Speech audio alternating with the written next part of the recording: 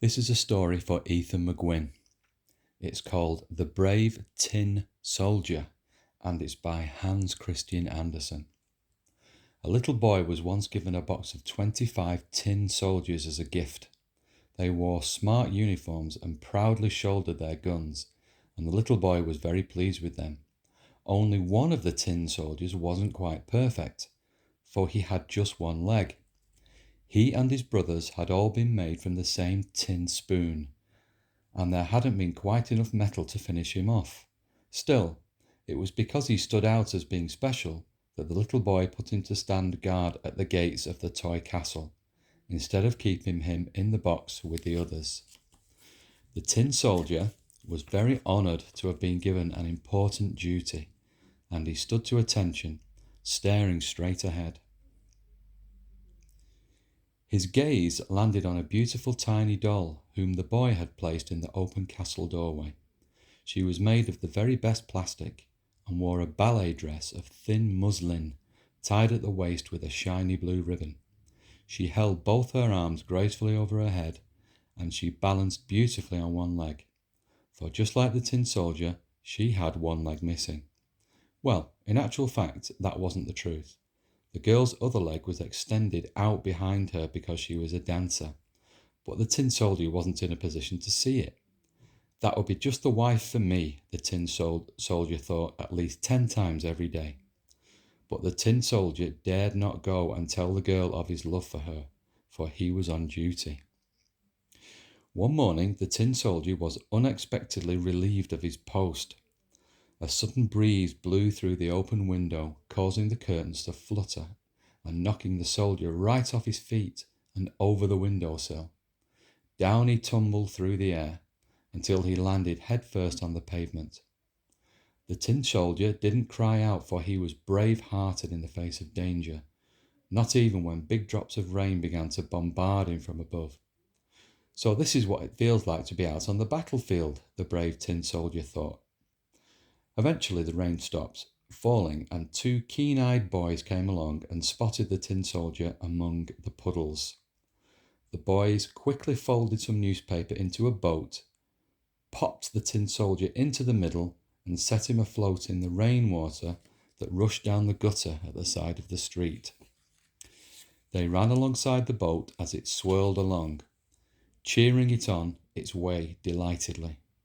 The tin soldier was shaking with fear inside, but he didn't flinch or move a muscle, even when the rushing water carried his newspaper boat down a drain and into the darkness under the pavement. Suddenly a huge water rat appeared. "Who goes there?" it demanded, twitching its whiskers and baring its long teeth. "At last I face the enemy," thought the brave tin soldier. But before he could lower his gun and aim it, his newspaper boat was carried past the rat on the tide. A glimmer of light appeared in the distance, and the rushing of the water grew louder and louder. The tin soldier realized with horror that he was being swept towards a sudden drop where the drain water cascaded in a waterfall into a canal below. Even worse, the churning waters were splashing over the sides of the newspaper boat, and the bottom was growing soggy beneath the tin soldier's feet. "Steady, steady, hold the line," the brave tin soldier told himself. Suddenly the bottom of the boat ripped and gave away. The tin soldier plunged into the deeps, and the icy waters closed over his head. "Surely now I am done for," thought the tin soldier as he sank downwards through the murky wetness. Then all at once everything went black as a fish swallowed him. The tin soldier choked and spluttered as he was gulped down into the fish's gullet. Then the waters drained away and he was left lying on his back, holding tightly onto his gun. Even though the tin soldier couldn't see in the darkness, he could just about breathe in the stinking, rotten air. So this is what it's like to be a prisoner of war in a dungeon, the brave tin soldier thought to himself. To keep up his spirits, he concentrated on the beautiful dancing girl he had left at the castle. The tin soldier lost track of time inside the fish, but eventually he was flung to and fro as the creature was caught on a hook and struggled to escape. Then everything went quiet and still for quite a while, until suddenly the fish was cut open. "I don't believe it," came a voice. "Here's the missing tin soldier." And a woman with a kind face reached in and pulled him out.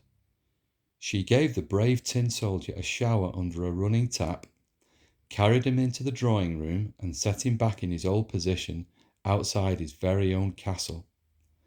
The tin soldier puffed out his chest with pride. "The war is over. I am back where I belong," he thought to himself. He stared straight ahead, and there was his love, his sweetheart, the beautiful little dancing girl. "Tomorrow, as soon as I am off duty, I will definitely ask her to marry me," the tin soldier decided.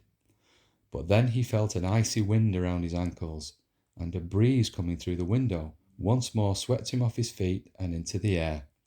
This time he landed in the blazing flames of the open fire. But the brave tin soldier didn't mind, for the dancing girl was blown in too and landed at his side. "Be brave, my love," cried the tin soldier, holding his gun on his shoulder, and the dancing girl burst into flames and was gone. Then the tin soldier himself began to melt, and the next day, when the woman with the kind face was raking over the ashes, she found a tiny tin heart that the fire had been unable to burn away. And that's the end of that story.